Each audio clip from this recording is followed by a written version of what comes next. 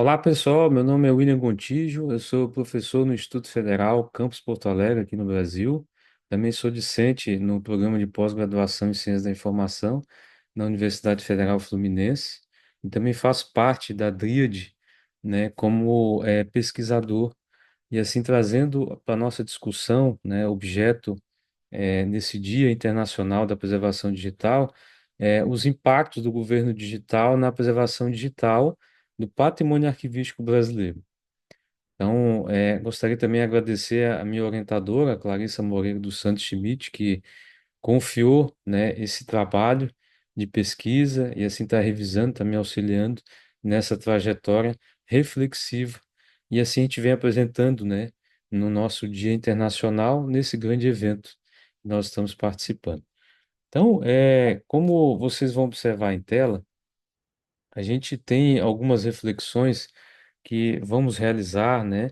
E no âmbito dessa introdução, uma das coisas que mais me chamou a atenção, né, assim, de forma bem sincera, para a elaboração desse projeto de pesquisa foi quando eu estava fazendo meu mestrado em patrimônio cultural. Então, quando eu estava fazendo meu mestrado em patrimônio cultural, e isso era um cenário um pouco mais específico, que era voltado a discutir sobre a preservação do patrimônio arquivístico da Federação Espírita do Rio Grande do Sul, no âmbito desse projeto de pesquisa, eu identifiquei uma outra necessidade, que era uma necessidade mais ampla de investigação, que era no âmbito da administração pública federal brasileira. Então, a gente começou, primeiro a gente quis reconhecer como estava, como esse cenário ele se apresentava para a gente também fazer uma comparação como era um cenário micro dentro de uma instituição como essa, que é uma instituição sem fins lucrativos e que desenvolve, né, até então, um trabalho de preservação. E a gente enxergou isso em 2017, que no âmbito da APF, quando eu sempre falar APF, é porque eu estou me referindo à Administração Pública Federal Brasileira. Então, no âmbito da APF, a gente não reconheceu a implantação de políticas de preservação digital. E assim a gente também fez, né, durante esse período, né, que foi mais ou menos um ano de pesquisa, uma pesquisa em 56 órgãos. Sejam agências reguladoras, sejam autarquias, sejam universidades públicas, algumas empresas estatais. Então a gente observa que dentro desse cenário, identificando essas 56 instituições públicas federais, a gente não enxergou, né, a implantação, em sua maioria, né, de políticas de preservação digital. Então, isso nos chamou bastante atenção e a gente agora está tentando identificar se as estratégias, por exemplo, do governo digital, podem ter impactado nesse cenário de preservação digital. E de onde é que vem, né, essas estratégias do governo digital? Elas são só uma criação de um governo, elas são uma visão tecnológica de um grupo de instituições privadas. Então, nesse cenário investigativo, a gente começa a traçar algumas questões, algumas reflexões, e assim também a gente vai observar daqui a pouco. Então, a gente compreende que desde as primeiras décadas, né, do século XX, o Brasil vem sendo influenciado por ideologias liberais, culminando na primeira iniciativa governamental de instauração de um projeto neoliberal, que foi especificamente durante o governo Fernando Henrique Cardoso. E foi dentro desse governo que foi criado o que se configurou à época como sendo um plano diretor de reformas do Estado brasileiro. Então, toda vez que eu falar PDRE, vocês vão lembrar que nós estamos falando sobre esse plano diretor. Ele estimulou a desoneração fiscal por meio da implantação de projetos que permitiram o enxugamento das funções do Estado. E como também essas ações podem ter influenciado o cenário de transformações brasileiras, com o modelo gerencialista, né, estimulando a implantação de modelos internacionais voltados à modernização do Estado, com o governo eletrônico e mais tarde com o governo digital. Então, esse cenário ele não se constituiu à toa, né? Dessa ausência de implantação de políticas. alguma coisa por trás acabou impactando nisso. E a gente começa a enxergar que essas estratégias de governo digital, ou o próprio governo eletrônico, ou o governo digital mais adiante, podem ter influenciado de alguma forma, mas não só ele, o Estado, como também outros regimes de informação, né? Que no caso a gente pode configurar, né? Que são as grandes empresas também que acabaram estimulando esse cenário. Então, alguns questionamentos, né? Há alguma influência das formas do Estado, né? Nacionalismo e liberalismo na aplicabilidade das políticas de preservação digital no Brasil? Então, a gente também faz essa discussão. As ações governamentais configuraram ao longo do tempo em políticas federais de preservação digital no Brasil, em consonância com essas práticas científicas do mundo? E em caso positivo, essas políticas foram efetivadas? Como está sendo a atuação do Poder Executivo Federal brasileiro eh, desse, desse patrimônio arquivístico a partir da agenda proposta pela Carta para a Preservação do Patrimônio Arquivístico Digital em 2005? Houve algum impacto do governo digital, né, no contexto dos arquivos, especialmente na preservação digital do patrimônio arquivístico brasileiro? Então, essas são os questionamentos iniciais que nós tivemos. Então, o objeto geral da pesquisa em desenvolvimento é compreender a efetividade, né, do governo digital no que tange à preservação digital do patrimônio arquivístico brasileiro. Então, será que ele foi efetivo, mas que considerou, né, a preservação digital? E para esmiuçar esse objetivo geral, nós traçamos alguns objetivos específicos, como refletir sobre a patrimonialização dos arquivos no Brasil, investigar as relações de poder a partir dos impactos das formas de Estado e dos regimes de informação no Brasil, analisar o contexto histórico do processo de transformação digital no âmbito da APF, de modo a reconhecer a inserção da preservação digital, compreender a preservação digital e seus aspectos basilares, identificar o que o Arquivo Nacional preconiza, né, para a preservação do patrimônio arquivístico digital e a aplicabilidade das suas políticas de preservação digital no Brasil, e também cotejar a proposta do governo digital com as ações do Arquivo Nacional. Então, ou seja, fazer uma comparação. Será que o governo digital ele tem relação com o Arquivo Nacional e vice-versa? Será que houve esse diálogo ao longo do tempo? Então, as principais observações da pesquisa, né? Nós tivemos uma crise do pensamento Estado-nação, e isso era bastante comum, principalmente na época do colonialismo brasileiro, né? Era muito forte o impacto nacionalista.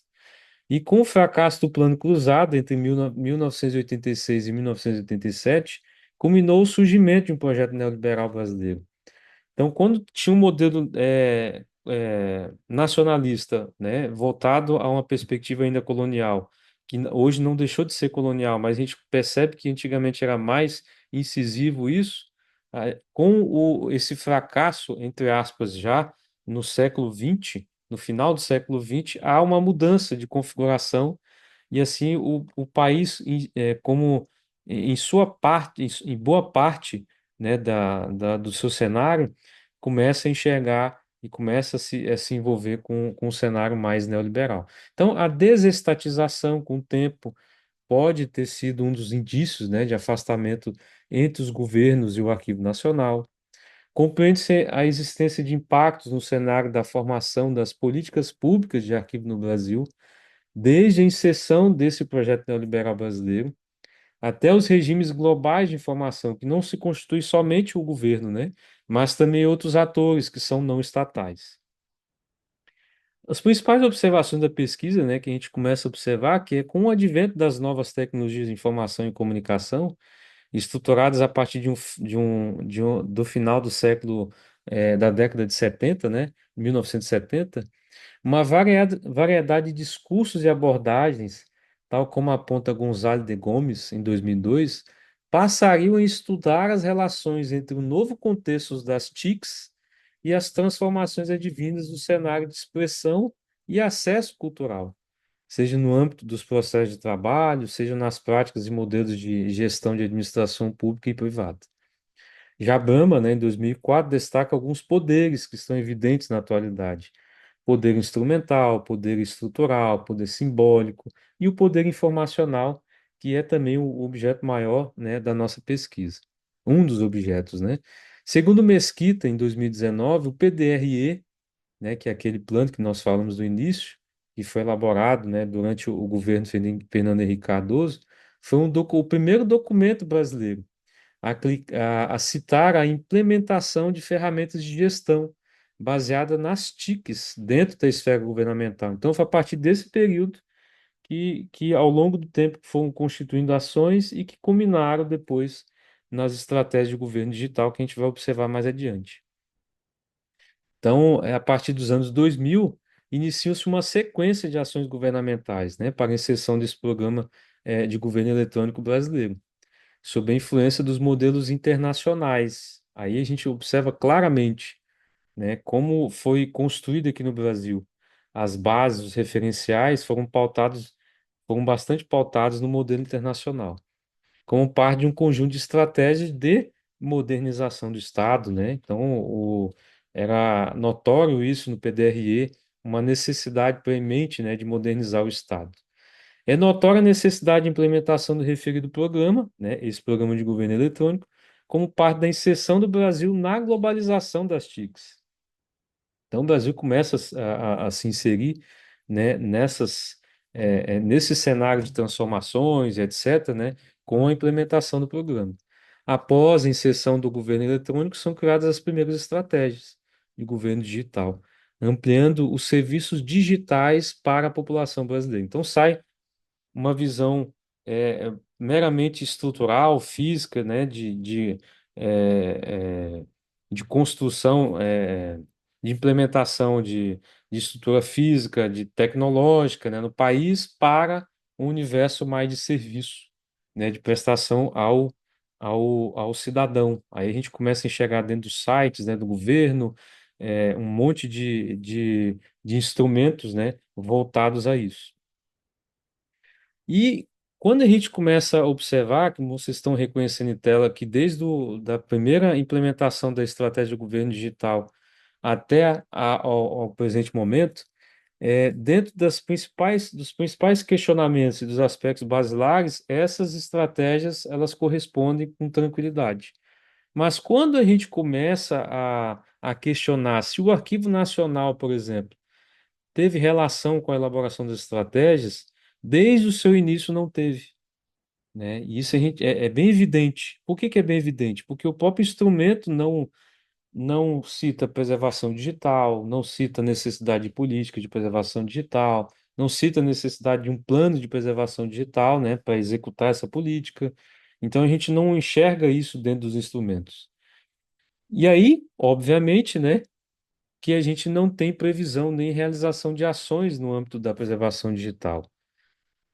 Então, as considerações que a gente começa a identificar até o momento, que boa parte dos ministérios da PF, isso dados obtidos, né, de um levantamento que nós realizamos novamente, para atualizar o levantamento que realizamos em 2016, praticamente nos mesmos órgãos que nós fizemos a pesquisa, até o momento ainda não possuímos política de preservação digital de uma forma mais efetiva, expressiva, aí a gente pode dizer que nem um quinto dessas instituições tem, né? São dados muito ainda pequenos, ínfimos, não expressam ainda na sua totalidade, né, a aplicação de políticas.